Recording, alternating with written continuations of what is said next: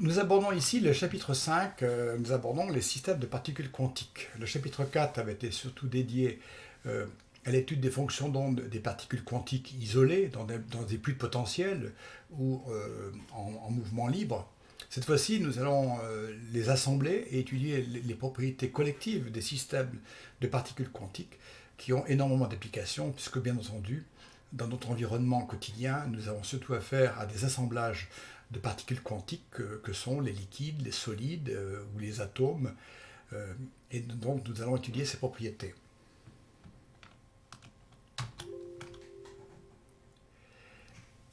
Le nombre de systèmes de particules quantiques possibles est bien évidemment énorme.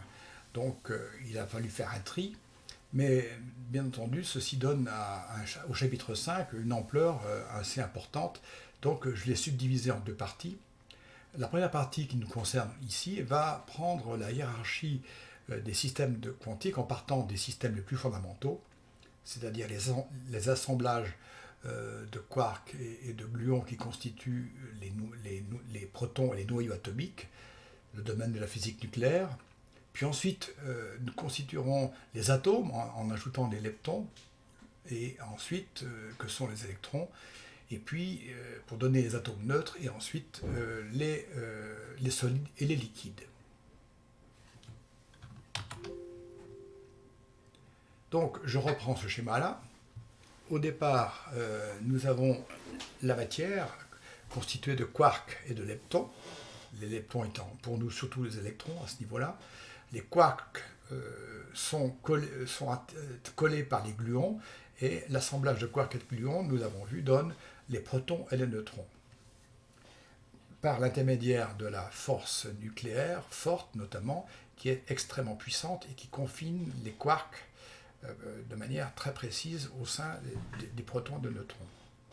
Ensuite, quand on assemble les protons et les neutrons entre eux, eh bien, on peut former des noyaux, comme par exemple le noyau d'hélium avec 2 protons et 2 neutrons. Ensuite, si on entoure ce noyau d'hélium par des électrons, qui sont des leptons, en nombre équivalent pour équilibrer la charge des protons, nous allons créer un atome neutre. La force électromagnétique étant portée entre les électrons et le noyau étant portée par les photons. Les atomes neutres, nous pouvons les associer pour former des molécules, et les molécules, nous pouvons les associer pour former de la matière, des solides, des liquides, etc. Donc, la question fondamentale, quelle est la nature des forces qui vont faire que les protons et les neutrons vont rester confinés dans le noyau? Quelle est la nature des forces qui vont faire que les atomes, par exemple d'hélium neutre, vont s'associer en molécules? Et quelles sont la nature des forces que les molécules peuvent s'associer pour donner des solides et des liquides? On va voir que il n'y a pas besoin d'inventer de forces nouvelles que celles que nous avons vues, mais il va falloir introduire la notion dite de force résiduelle ou de force effective à partir de ces forces fondamentales. Donc, comment assurer la cohésion des systèmes les plus complexes? Alors, commençons par le niveau le plus bas, la physique nucléaire. Qu'est-ce qui assure la cohésion des nucléons dans le noyau atomique?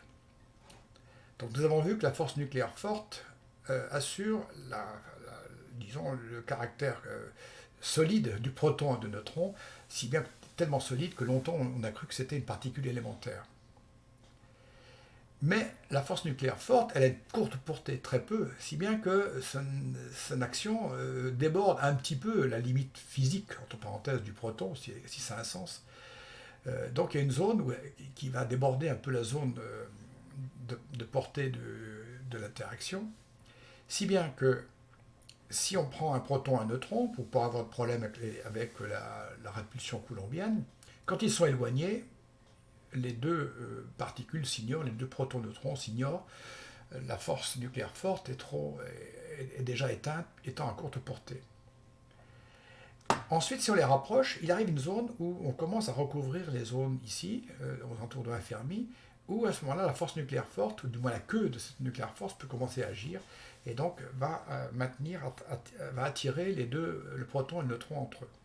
Et puis, si on va aller plus loin, à ce moment-là, le principe de Pauli, tous les principes de la mécanique quantique vont s'opposer parce qu'on ne peut pas superposer les états de quark dans le même environnement.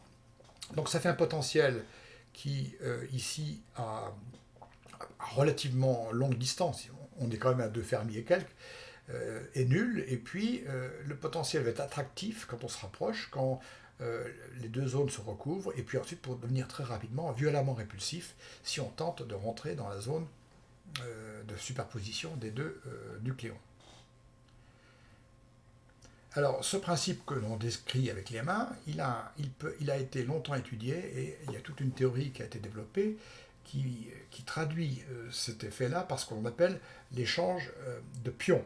Les pions sont une paire quark-antiquark qui sont échangés entre le proton et le neutron lorsqu'ils sont à distance suffisamment proche, parce que la durée de vie de ce pion est très courte, et qui est à l'origine de la force attractive entre les deux.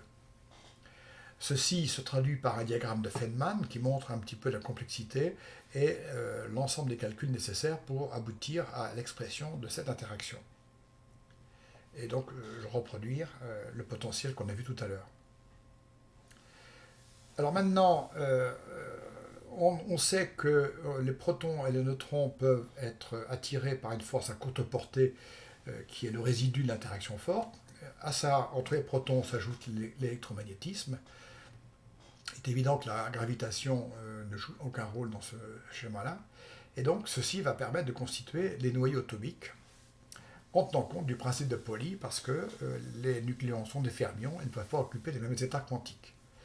Alors cet assemblage de protons et de neutrons est un système très compliqué et pour lequel on n'a aucune théorie unique. Et à la limite, on a même 2 théories qui sont à l'opposé l'une de l'autre et qui expliquent chacune un aspect du noyau. Il y a le modèle collectif, qu'on appellera le modèle du goutte liquide, où on ne regarde pas le caractère individuel des nucléons. Et puis le modèle à particules indépendantes, au contraire, on va considérer un à un les nucléons qui sont dans le noyau. Alors commençons par la goutte liquide, qui a été déjà étudiée par Bohr et Wheeler en 36, 38, 39, dans un contexte où la fission des noyaux commençait à apparaître et pour lequel on avait besoin d'avoir un modèle. Et la goutte d'eau, la fission de la goutte d'eau a inspiré ce modèle-là. Et en fait, il est assez compréhensible en disant que si on assemble des protons et des neutrons ensemble, comme la force nucléaire forte résiduelle est attractive, chacun des nucléons va être entouré de voisins qui vont assurer la cohésion et l'interaction de l'ensemble. Donc ça, c'est l'énergie dite attractive de volume. Par contre, parmi les nucléons, ceux qui sont à la surface, eux, ils ont beaucoup moins de voisins, donc ils sont moins tirés, moins liés que les autres, donc ceci fait apparaître une énergie de surface qui vient plutôt en déduction de l'énergie de volume. En plus, à l'intérieur du noyau, il y a les protons, qui eux, en plus de la force nucléaire attractive, ont une force répulsive par la loi de Coulomb, donc eux vont se répartir dans le noyau, et donc il y a une partie ici d'énergie répulsive due à l'interaction électrique. Et puis, il y a un autre principe qui est la mécanique quantique, qui fait que le principe de Pauli fait que les protons et neutrons ne peuvent pas occuper des états identiques, donc la répartition des neutrons et des protons dans les niveaux quantiques de l'atome suppose que le nombre de protons et le nombre de neutrons ne soient pas très éloignés l'un de l'autre, donc il y a une contribution qui est le terme d'asymétrie. Alors, les noyaux qui existent dans la nature, qui sont créés par l'homme, eh bien, résultent des équilibres entre ces différentes composantes. N'oublions pas quand même que ce ne sont pas des petites billes fixes. En moyenne, dans le noyau, les nucléons se déplacent au dixième de la vitesse de la lumière. Alors, Bohr et Wheeler ont élaboré un modèle dans lequel ils n'ont pris, à l'époque, ils n'ont pas traité la symétrie, ils ont pris les 3 composants d'énergie de volume, énergie de surface négative et énergie coulombienne négative, en fonction du nombre de nucléons A et en fonction du nombre de protons, avec donc l'énergie de volume, l'énergie de surface et la répulsion coulombienne. Alors, vous pouvez voir les vidéos qui montrent bien que si vous voulez comprendre une petite partie de la physique du noyau, regardez les vidéos de l'eau dans l'impesanteur, dans la station internationale orbitale, et vous verrez que les vibrations d'un noyau, de l'eau, la vibration d'une boule d'eau, qui reproduit assez bien l'évolution d'un noyau atomique, sauf que le noyau atomique est beaucoup plus visqueux. On a calculé que la viscosité du noyau atomique est celle du goudron chaud. Alors, tout ceci fait qu'on peut tracer une courbe en fonction du nombre de nucléons dans le noyau, des plus légers aux plus lourds. On peut tracer la courbe de l'énergie de liaison.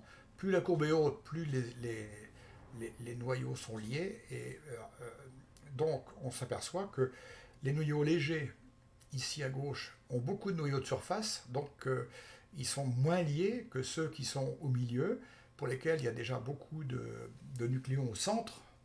Donc la surface joue un rôle moins important, le fer étant l'élément le plus stable de tous les éléments.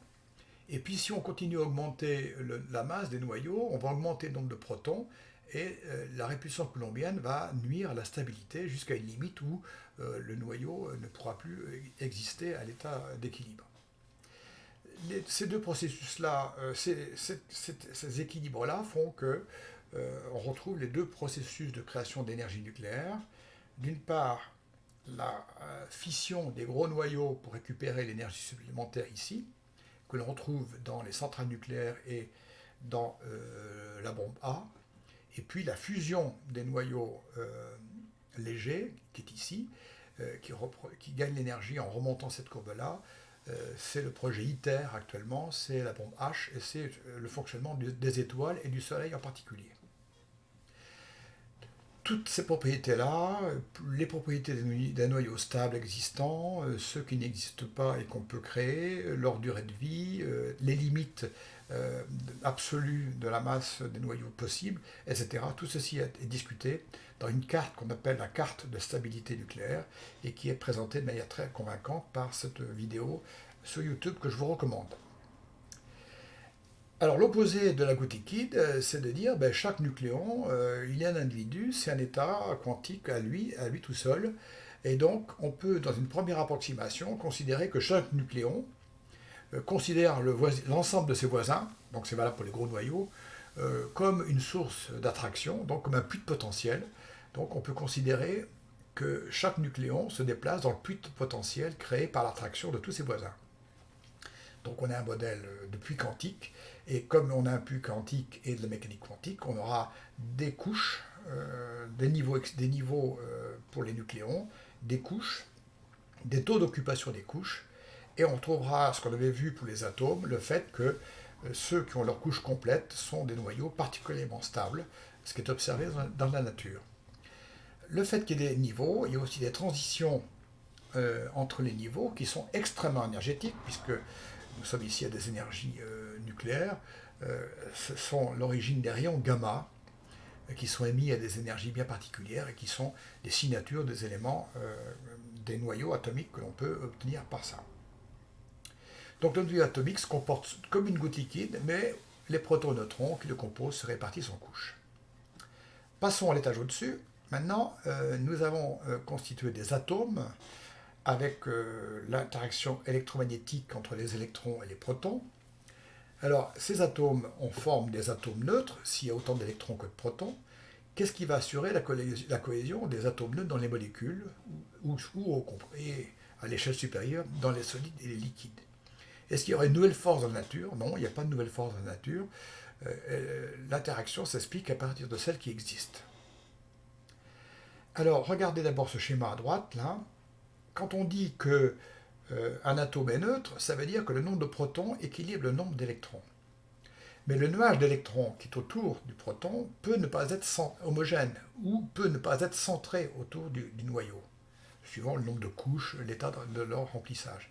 Ou bien on peut avoir cet effet-là aussi si un champ électrique ou magnétique assez important déforme le nuage électronique et aboutit à cet effet-là.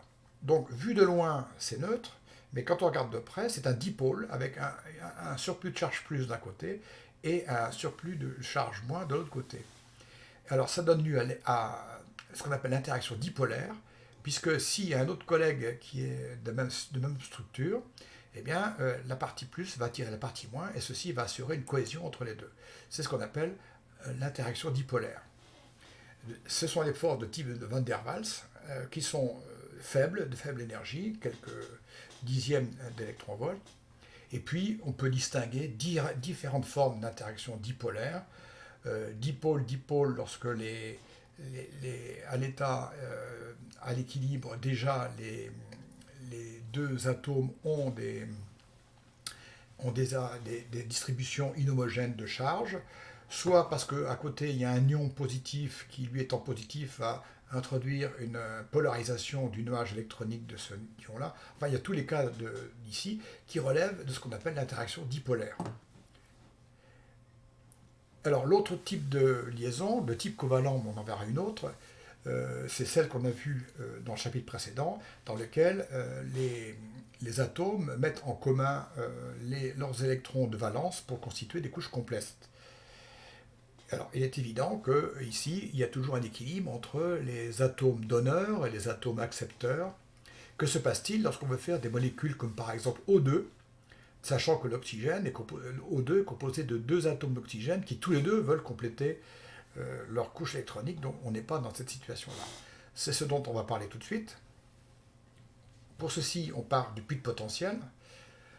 Ici, je prends le puits de potentiel harmonique avec ses fonctions d'onde. Eh bien, les différents niveaux excités, fondamentales, 1, 2, 3, 4, etc. Et le nombre de nœuds détermine le nombre de l'excitation des niveaux. Il y a une faute ici, c'est pas n-1, c'est n. Dans le cas de la figure, c'est n. Et on distingue bien ce qu'on appelle les fonctions d'onde symétriques, comme le fondamental, qui est symétrique par rapport à l'axe, et puis les fonctions asymétriques, qui sont, il faut inverser par rapport au point pour retrouver la symétrie. Donc symétrique, asymétrique, symétrique, asymétrique. On remarque que les états pairs sont symétriques et plus liés que les états impairs qui sont asymétriques.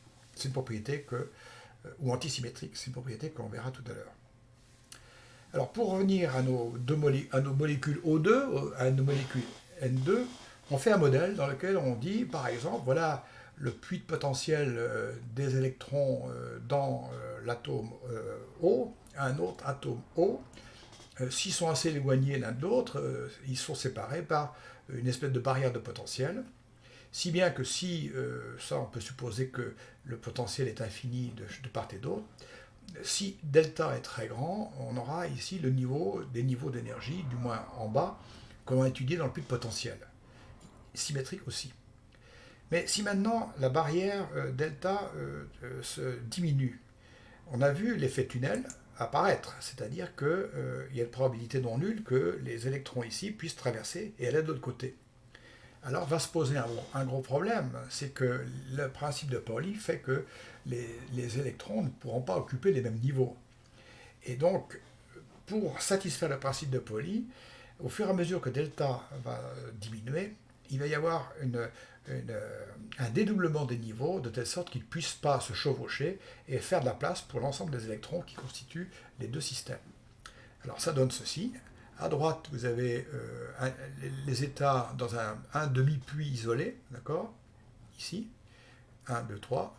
Et puis, quand vous rapprochez avec un autre, symétrique de l'autre côté, jusqu'à un niveau où ils se joignent tous les deux, progressivement, au fur et à mesure que la barrière entre les deux diminue, il va y avoir un dédoublement des niveaux, et avec le symétrique plus lié et l'antisymétrique moins lié. Et en fait, quand vous faites le calcul, vous aviez un puits ici avec des particules, un autre ici.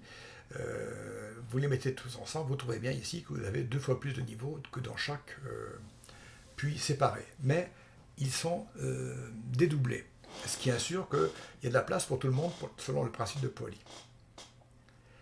Alors, ceci explique par exemple la formation des molécules d'atomes H2 ou O2, par exemple, dans la mesure où ils sont ils sont de même nature. On prend deux atomes neutres isolés l'un de l'autre. Si on les rapproche pour former une molécule H2, eh bien, leurs niveaux d'énergie vont se dédoubler pour faire un fondamental symétrique composé des orbitales des symétriques d'en bas et un état excité antisymétrique, si bien que les deux électrons ici auront la place de se situer sur ces deux niveaux-là. Alors si vous continuez, vous avez à droite le spectre, par exemple, les niveaux d'une molécule N2 d'azote. L'azote libre n'existe pas, il existe sous forme N2.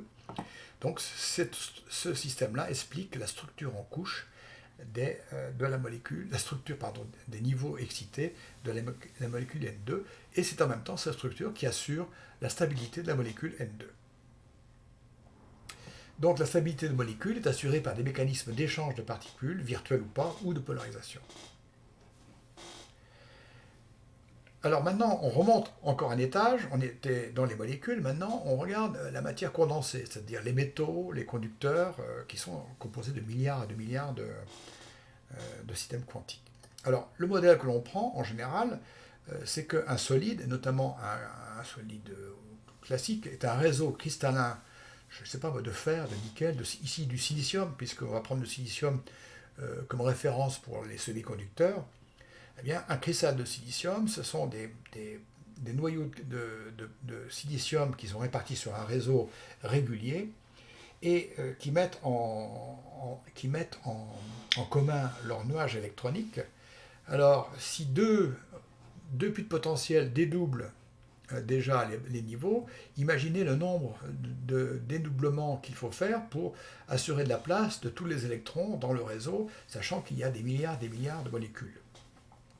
Alors, le dédoublement a effectivement lieu, mais il devient extrêmement complexe, et l'écart entre les niveaux dédoublés devient de plus en plus petit en augmentant le nombre de réseaux de noyaux dans le cristal. Jusqu'à une limite où les noyaux sont tellement on peut considérer qu'ils forment une espèce de bande continue, l'écart entre eux étant tellement petit par rapport à la taille de la bande. Donc on appelle ça la structure en bande des métaux ou des solides, dans lequel il y a des bandes d'occupation pour les électrons, séparées par des vides, qui sont des bandes interdites. Donc on remplace pour une particule isolée la structure en niveau par une structure en bande, telle qu'elle est schématisée à gauche en bas, là. Et puis, au fur et à mesure qu'on met les électrons, ils occupent les bandes d'énergie les plus basses, jusqu'à un certain niveau où tous les électrons sont casés, et on obtient deux solutions principales. La première, c'est que toutes les bandes ici sont occupées, la dernière s'appelle la bande de valence, et puis la bande au-dessus, elle est partiellement occupée ou elle est vide. Partiellement occupée, pardon, pas vide, partiellement occupée. Alors s'il est partiellement occupé, il se trouve que les électrons qui sont là, ils ont plein de niveaux libres, donc ils peuvent circuler très librement, c'est la bande de conduction. Ça, c'est la caractéristique d'un conducteur. Par contre, si la bande de conduction est vide, eh bien, il n'y a aucune possibilité de conduction ici, et tous les états sont occupés dans la bande de valence, donc la mobilité des électrons est extrêmement réduite. Vous verrez une illustration de ces propriétés dans la vidéo qui est à droite. Donc, en résumé, lorsque la bande de conduction est partiellement occupée, les électrons peuvent circuler, c'est la caractéristique des conducteurs. Lorsque la bande est vide, c'est la caractéristique des isolants. Alors, qu'est-ce que c'est qu'un semi-conducteur? Un semi-conducteur, c'est un isolant qui a une structure particulière telle que l'écart entre la bande de valence et la bande de conduction est très petite. Le gap ici est très petit. C'est-à-dire qu'il ne faut pas beaucoup de choses pour prendre un électron dans la bande de valence et le faire sauter dans la bande de mobilité. Et là, on gagne à tous les coups parce que le trou qui est dans la bande de valence va pouvoir se déplacer comme une charge positive, et l'électron qui est dans la bande de mobilité va pouvoir se bouger, se mouvoir comme un électron comme une particule. Donc, on résume, si la bande de conduction est vide, c'est un isolant, comme la gaine noire du fil électrique. Si la bande est partiellement occupée, c'est un conducteur. Et qu'est-ce que c'est qu'un semi-conducteur? Ben, c'est un isolant tel que le gap est très petit et qu'il faut très peu de choses pour prendre un électron et le faire monter dans la bande de conduction. Et ça crée ce qu'on appelle une paire électron-trou, puisque chacun va avoir sa propre conduction. Alors, ce phénomène de conduction par création de trous est analogue du jeu de taquin. Si vous remplissez ça avec 9 carrés, eh bien, pour rien ne pourra bouger. Par contre, le fait qu'il y ait une zone libre va permettre la conduction. C'est l'analogue de la conduction par création de paires trous, électron-trous. Alors, qu'est-ce qui va pouvoir faire monter un électron de la bande de valence à la bande de conduction? Un tout petit peu d'énergie. Alors, on peut augmenter la température, ce qui va faire agiter les électrons, et certains auront une agitation suffisante pour monter dans cette zone-là, mais la température a d'autres effets, la résistivité, etc. Une manière beaucoup plus propre, c'est l'effet photoélectrique vu dans les cours précédents, où si on envoie un photon qui a la bonne énergie correspondante à la valeur du gap, eh bien, ce photon est absorbé et va éjecter un électron, créant un trou et une paire électron-trou, qui, si on relie ça à un générateur de courant, va pouvoir être mobilisé et créer un courant électrique. C'est l'effet des panneaux photovoltaïques. Et enfin, la dernière façon, qui a été découverte il y a quand même quelques quarantaines d'années peut-être, oui, ça va être d'introduire des dopants, ce qui va être à l'origine de la création des transistors. Alors, qu'est-ce que c'est qu'un dopant? On va prendre le cas du silicium, parce que c'est le matériau de base pour faire des semi-conducteurs. Il a 4 électrons sur sa couche atomique de valence, à lui. Si on lui met quelques atomes de phosphore, qui eux en ont 5, eh bien, un atome de phosphore va prendre place dans le réseau cristallin, sans trop de problème, mais il va avoir un électron de plus par rapport à la moyenne des autres.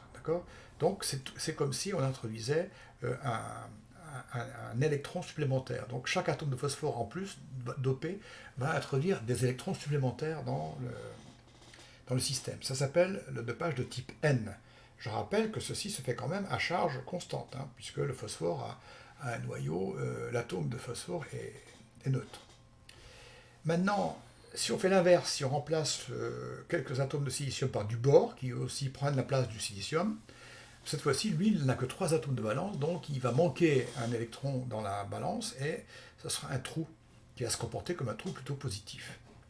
Donc, type N, on a plutôt des électrons en plus, type P, on a des électrons en moins, sachant quand même que la charge totale est neutre. Si maintenant on fait une soudure entre les deux, si on fait une jonction de type Pn, qu'est-ce qui va se passer? Eh bien, les électrons n'auront qu'une hâte d'aller combler les trous, puisqu'il manque, il y a des zones disponibles ici, ce qui se traduit par l'effet inverse. On a l'impression que les trous de type P vont absorber les neutrons de la jonction à type N. Donc tout ceci pourrait se traduire parce que tout le monde se comble et plus rien ne se passe. Il y a quand même un effet qui va agir en sens inverse, c'est que le fait qu'on déplace des charges, ici des électrons qui vont de l'autre côté, et ici des protons qui vont là, eh bien ça va introduire un déséquilibre électrique. Il va y avoir un supplément de charge moins ici, et un supplément de charge moins là, puisque ici, un supplément de charge moins de ce côté-là, parce qu'ils ont reçu des électrons, et là, un supplément de charge plus, puisqu'ils auront absorbé des électrons. Donc, en résumé, chacun veut combler les trous de l'autre, réciproquement, mais ceci s'est freiné parce que dans ce mouvement-là, ça crée un champ électrique qui marche en sens inverse. Donc, il y a un équilibre. Au lieu, la zone de recombinaison entre les trous et les particules, elle est limitée à une zone qu'on appelle la zone de recombinaison, qui agit comme une espèce de barrière de potentiel entre les deux. Alors, on va faire un effet transistor si on met aux bornes de cette barre-là une batterie, par exemple, de type avec une borne plus, une borne moins, qui va, suivant le cas, soit augmenter la barrière, donc le courant ne passera pas, ou au contraire, va diminuer la barrière, et auquel cas, le courant pourra passer. En effet, n'oublions pas que dans une batterie, le sens du courant qui va de plus vers le moins correspond au sens inverse pour les électrons. D'accord? Si je branche ici, donc les électrons vont plutôt aller dans ce sens-là. Donc, les électrons de la batterie vont venir combler les trous qui ont été combler la place qui a été laissée libre par les électrons qui sont passés du côté P. Et donc, symétriquement pour le côté plus. Donc, un tel branchement va jouer plutôt à diminuer la barrière de potentiel, puisque va permettre toujours aux électrons qui sont de ce côté-là d'aller combler les trous P, puisqu'ils sont automatiquement remplacés par d'autres qui arrivent. En revanche, si on inverse les bornes, on a un effet contraire.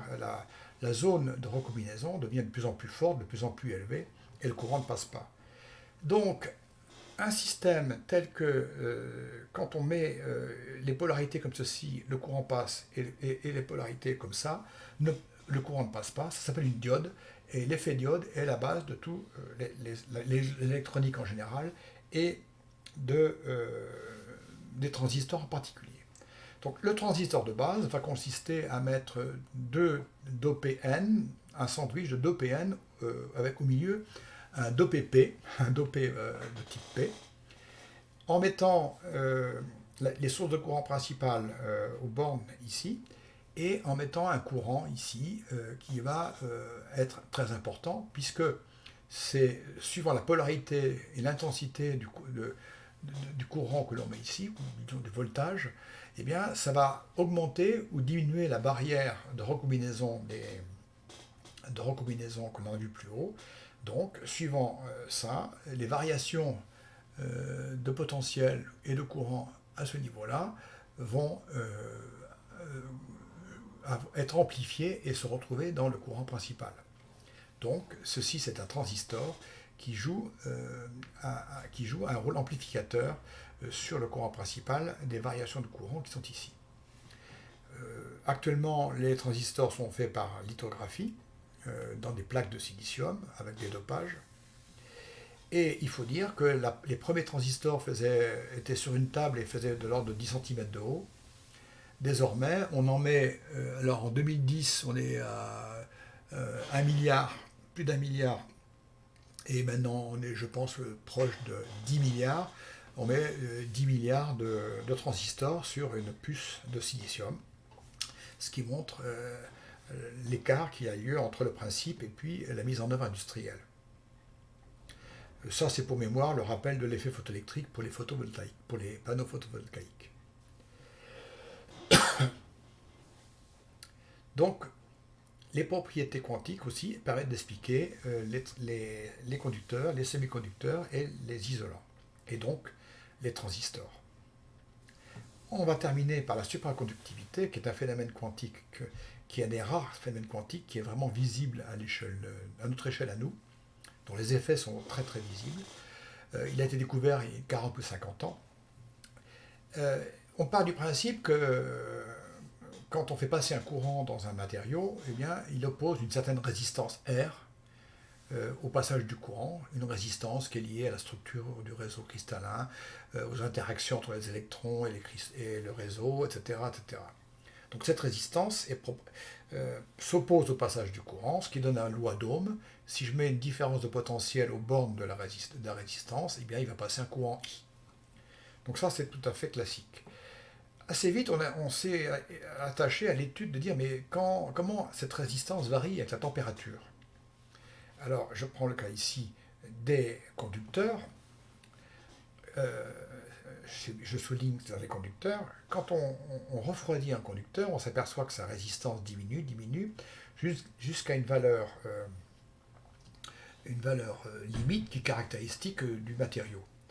Pourquoi ça diminue? C'est parce que plus la température est basse, moins les électrons et les atomes de cristallin sont agités par l'agitation thermique, moins ils sont agités, moins il y a de collision, et donc plus la conduction se fait bien.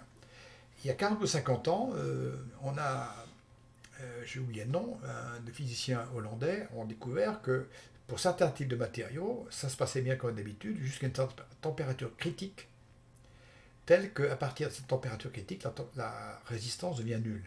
Et quand on dit nul, c'est pas 0,001, c'est 0. Donc zéro absolu.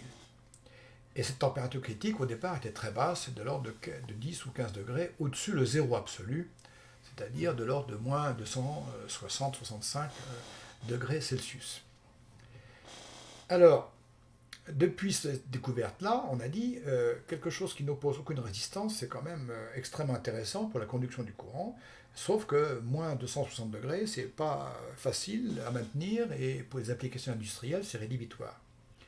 Donc on a cherché, et on cherche toujours, avec de multiples tentatives dans différents aspects, à trouver des matériaux qui aient des caractéristiques supraconductrices à des températures beaucoup plus hautes, voire à la température ordinaire. C'est l'objectif. La courbe ici montre qu'en 2015, on était arrivé à 200 degrés Kelvin, c'est-à-dire moins 70 degrés Celsius, qui est bien au-dessus de la température de l'azote liquide, l'azote liquide étant le liquide le moins cher à refroidir et qui équipe les hôpitaux et qui équipe énormément de systèmes. Donc là, on commence à être des zones où le maintien de la supraconductivité devient applicable et industriellement applicable. Je vous recommande d'aller voir cette vidéo. Alors, quelle est l'origine de ce système? On va le voir tout à l'heure, mais il y a deux choses qui en sortent. C'est que d'abord, la résistance au courant continu est nulle. Je crois que dans le labo d'origine, on a mis une boucle de cuivre à une température où il est supraconducteur et on a induit un courant électrique qui tourne dans cette boucle depuis plusieurs dizaines d'années. Donc c'est bien une résistance nulle. Pour illustrer ça, c'est une photo du CERN qui montre en technologie classique la taille et la masse des câbles de cuivre qu'il fallait pour transporter le courant pour alimenter les électroaimants de l'accélérateur. Et tout ceci s'est remplacé par cette petite fibre-là supraconductrice. On voit le gain énorme, sans parler de l'échauffement qui est nul ici et qui était extrêmement important dans le cas du cuivre classique. Mais un des effets les plus spectaculaires, c'est l'effet Messner, sur l'origine duquel je ne passerai pas, parce qu'il faudrait regarder en détail, mais le fait que le matériau soit supraconducteur fait qu'il ne peut pas y avoir de circulation de champ magnétique à l'intérieur. Donc, un matériau supraconducteur repousse toute ligne de force du champ magnétique. Et cela veut dire que si on le met au-dessus un aimant, le matériau supraconducteur sera repoussé, refusera quelque part l'action du champ magnétique et restera en lévitation au-dessus. Vous trouverez sur YouTube beaucoup de démonstrations démontrant cet effet de lévitation des systèmes supraconducteurs. Mais d'où cela vient-il? Alors c'est un problème qui a été étudié de manière très, très poussée par les théories parce qu'il est assez complexe. La première théorie satisfaisante était la théorie BCS de 57, sachant que cette théorie explique une partie de la supraconductivité et on manque actuellement de théories pour expliquer la supraconductivité de certains matériaux à des très hautes températures. Il est basé sur le fait que les électrons qui circulent dans les isolants ou dans les conducteurs ou semi-conducteurs sont des fermions. En tant que tels, ils ont un spin ennemi et ils doivent obéir au principe de Pauli, ils doivent occuper des états distincts. Par contre, si les fermions, pour des raisons qu'on verra tout de suite, s'accouplent, se mettent par paire, de telle sorte que par exemple ils soient appareillés par spin opposé, l'un le spin en bas, l'autre spin en haut, ils forment des paires de particules qui ont un spin nul, puisque les deux spins sont appareillés en sens inverse. Et qu'est-ce que c'est qu'une particule qui a un spin nul? C'est un boson. Donc, des couples de fermions peuvent s'associer pour donner des bosons. Alors, pourquoi ne le font-ils pas spontanément dans la nature? Tout simplement parce que cet appareillement est très peu énergétique et d'autre part, l'agitation thermique fait qu'il donne de l'énergie cinétique à chacun des deux fermions et qui brise l'appareillement et chacun retrouve sa liberté. Donc, pour diminuer l'agitation thermique, il faut refroidir énormément le système de telle sorte que l'agitation thermique ne casse pas les couples de fermions, les bosons. Et à ce moment-là, nous n'avons plus affaire à un système de fermions, mais à un système de bosons. Et les bosons ont la propriété d'occuper tous le même état quantique, ce qui veut dire que tous les les fermions couplés du semi-conducteur sont dans le même état quantique fondamental, donc ils peuvent circuler sans opposer aucune résistance électrique. C'est une illustration ici avec quelques considérations sur la longueur d'onde associée aux électrons, mais qui raconte ce que je viens de dire, c'est qu'à partir d'une certaine température critique, l'agitation thermique ne casse plus les paires de fermions et ceux-ci peuvent s'accoupler pour donner des états de boson. C'est un condensat de boson. Je vous recommande d'aller voir ce site-là, où vous trouverez énormément d'informations sur ce phénomène-là. Voilà, c'est terminé pour cette partie-là, et je vous donne rendez-vous pour la deuxième partie, où cette fois-ci nous étudierons des effets quantiques qui ont été étudiés plus récemment parce qu'ils nécessitent des technologies assez sophistiquées, et cela concerne la mise en évidence de l'intrication quantique et de ses applications à l'informatique et à la cryptographie. À tout à l'heure.